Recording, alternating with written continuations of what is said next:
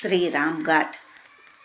శ్రీరామచంద్రుల వారు తన తండ్రి అయిన దశరథ మహారాజు గారికి ఉత్తరగిరీలు ఇక్కడ నిర్వహించినందువలన ఈ ఘాటుకు శ్రీరామ్ ఘాట్ అని పేరు.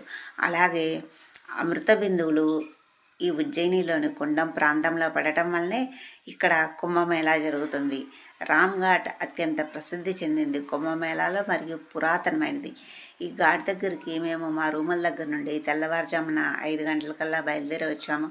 కార్తీక మాసము సోమవారము తెల్లవారుజామున స్నానం చేసేసి శివయ్య దగ్గర దీపాలు వెలిగించుకొని అలాగే క్షిప్రా నదిలో దీపాలు వెలిగించి కొంతసేపు అక్కడ చుట్టుపక్కల ఉన్న ఆలయాలన్నీ దర్శనం చేసుకొని మరలా మా రూములకు బయలుదేరాము. వెంటనే ఎందుకు వెళ్ళాము అంటే ఈరోజు 84 మహాదేవ ఆలయాల పరిక్రమలో ఈరోజు 4వ రోజు, చివరి రోజు. ఈరోజు త్వరగా వెళ్తే మిగతాయి చాలా దూరం, అందుకని తొందరగా చూపిస్తామని చెప్పారు.